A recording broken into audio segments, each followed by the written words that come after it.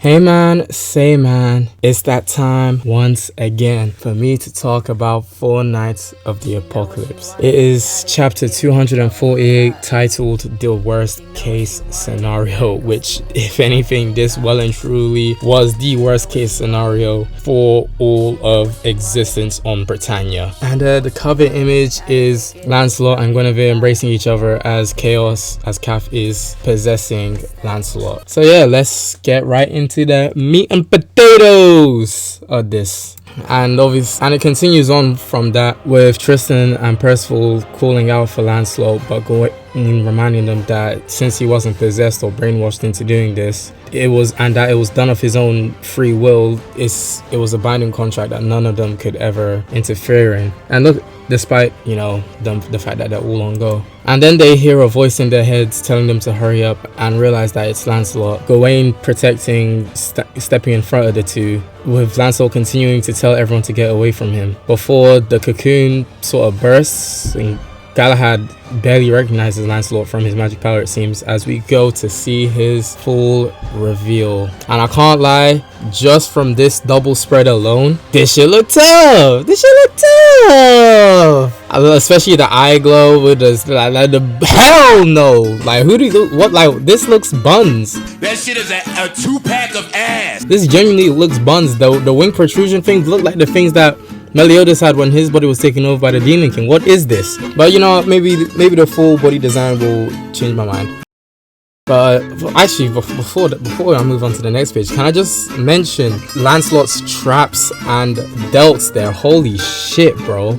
I'm genuinely trying to get like this nigga, bro. Well and truly. And then we have another double spread showing the full fit, and as I suspected, it's garbage, but it's fine. It's not Lancelot's fault. I blame Cath. I well and truly blame Cath. The spear is kind of tough though. I'm not gonna deny it. The spear is tough, but the outfit, it's the most attractive part about the outfit, about this new form even. I hope that Cath, can step his game up with because he's doing Lancelot a big disservice here. I feel like we all can agree on that.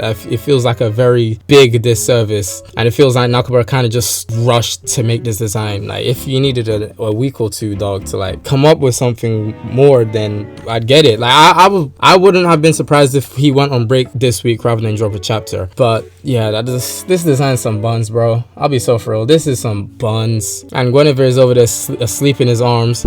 He twirls the spear around in his hand. It seems to just be warming up the wrist and all that. Gawain telling everyone to get together, and as the spear is being pointed at, this shit looking at the spear and how the eye is tracking, this shit reminds me of a shushu. Obviously it's not my goat Rubelax probably solos Lancelot, but that's a story for another time.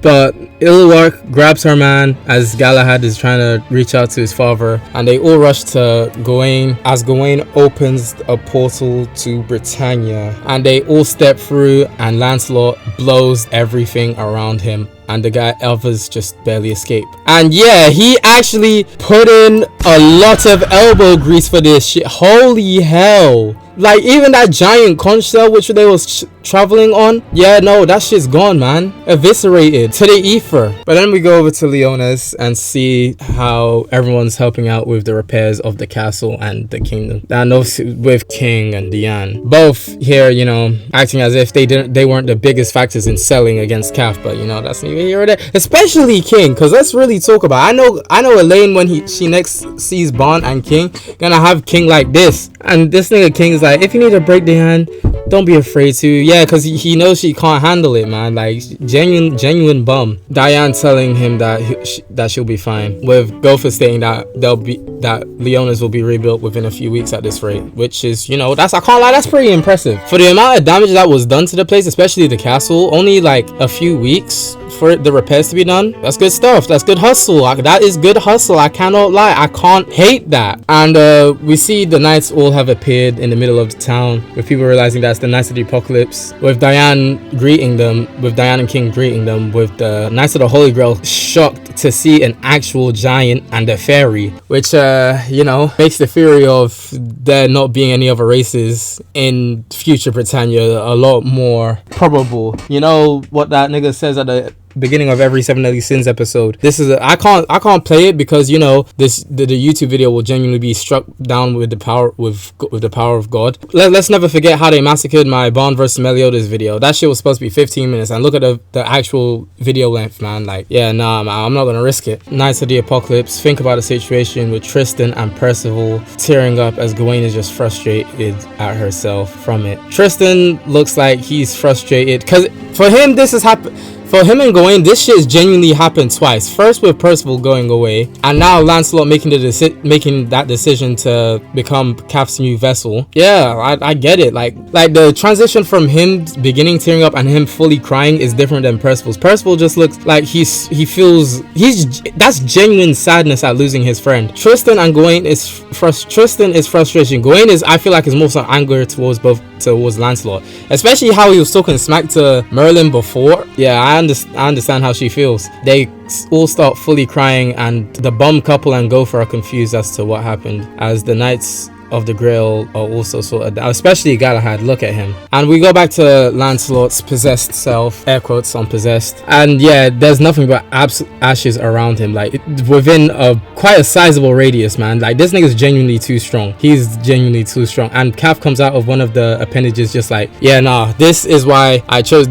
you was chosen to go past the interview stage. This is why you're a member now. This is why you're recruited. This is why this, that, and the third. And tries to boss Lancelot around and immediately gets interrupted by getting stabbed in the head, with Lancelot telling Cath that he's not the boss of him, and just essentially does to Cath what he did to the Lady of the Lake, and just blows him up upon just absorbing him. And Lancelot says that he doesn't need anyone ordering him to destroy the world, and that he'll do it by his own will and hand. And that is where the chapter ends. So I kind of said most of my thoughts throughout the whole thing as this chapter was going on. First of all, I am not a fan of this design. It might take a while for it to grow on me, but at the moment I'm really not a big fan of this design. I really hope it upgrades, changes, or something as time goes on, but right now I'm really not a fan of this design. Like, just ruined Lancelot for what? The constant eye flaring, I think it's kind of cool, but I'll probably get tired of it at one point. But yeah, I feel like Nakaba just was like, okay, this is just gonna be a placeholder. I feel like this is just a placeholder design for the moment. I feel like it's a placeholder at the moment. Saying what I said earlier with what he did to the Lady of the Lake before, this just brought the thought into my mind that even though Lancelot, there's probably a part of Lancelot that's the good Lancelot that's still in there. Obviously, Cath's influence has brought out his more malicious emotions and such things, as per this quote. Him saying that he doesn't need anyone to destroy the world, telling him to destroy the world, and that he'll do it by his own hand is sort of telling, and it makes me wonder, have there always been signs of Lancelot sort of being indifferent towards the world in general? But it makes me want to reread the series to really take a look at it even further, to sort of do a deep dive into this. I feel like obviously from this whole possession thing, we'll probably get actual Lancelot character development even more. Like with the Lady of the Lake, him absorbing Cath, it seems to have kept his will and Cath's will somewhat separate to a degree, as we've seen Cath come out in his own way. Who knows if it's only a case of time where Cath will slowly take over Lancelot's consciousness, but I doubt it, because the Lady of the Lake said that even because if Cath isn't strong enough to wrest the Lady of the Lake's powers from her, and Lancelot was strong enough to do it, then it wouldn't make any sense for Lancelot to not be able to do the same thing with Cath. But maybe because of the power of chaos, maybe not Cath, but because of the power of chaos, that's why he wouldn't be able to handle it. But it might be a case of a Kevin Levin sort of situation with Lancelot now, to where while he can absorb powers, it doesn't necessarily mean he can handle them. Like Merlin stated that chaos is only meant to be ruled by the one true king of chaos, who we all know is my glorious king Arthur Pendragon. So if it's not Arthur, then maybe because of the nature of chaos, even Lancelot won't be able to master it. So maybe there won't be a reason for Lancelot to actually journey to Arthur. But that's just my thoughts on it. Obviously the case of the Knights of the Holy Grail being surprised about the existence of other races like giants and fairies. Obviously, it doesn't seem like it would make sense since they all have, well, most of them have blood related to these races. But obviously, like I said before, this is a tale of ancient times, before an era before the human and non-human worlds were forever divided. And we know the prophecy of the four knights is that they are going to destroy the world. So maybe they do complete that in this aspect. Maybe Cath somehow gets the other three knights as well. I doubt it, but maybe something happens to where they all cause an event that destroys the general fundamentals of the world, and Arthur has to use chaos to try and save as many people as he can, but he can only do it by making separate realms. Or maybe they just deduce that humans mingling with non-human races is not the way for anyone to continue living. But you know, that's only my thoughts, because there's already the demon realm, which the demon king created, and the celestial realm where the goddesses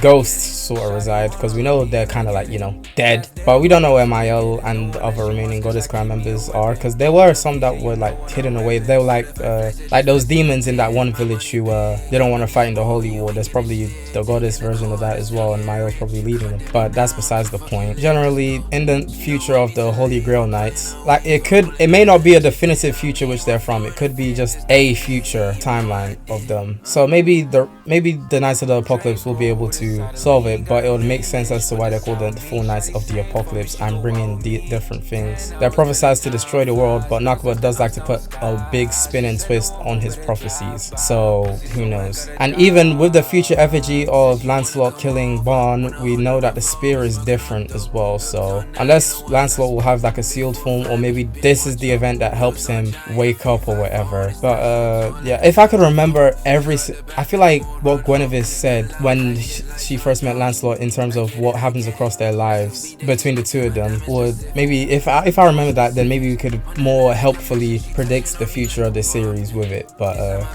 that's all I can give y'all for now. That's my take on this chapter. This feels like a very maybe because there were so many double spreads, but this feels like a very here nigga damn ass chapter. It didn't really feel like it did much except show us how unhinged Lancelot is possibly going to be, and obviously it shows like the knights have a lot of work to do if they want to bring their friend back. So yeah, that's all I have to say on this. I wonder what you guys' thoughts are on this chapter. What do you guys think of Chaos Lancelot's design? Malice Lancelot, Malice-a-lot, however you want to call it. Malice Lancelot, that could be a thing, but who's to say that even after Cath is expelled from Lancelot that he doesn't keep some aspects of the chaos? But again, that's neither here or there. I wonder, what do you guys think? How do you find the chapter? Do you reckon this is going to be the end of this part of the story? We're going to move on to the next act, or do you reckon we're still going to stay here for a bit? Because it does feel like this is a conclusion before something else, like a time skip, like how it happened with Percival. But again, you know, that's just my feels. Like if you like the video,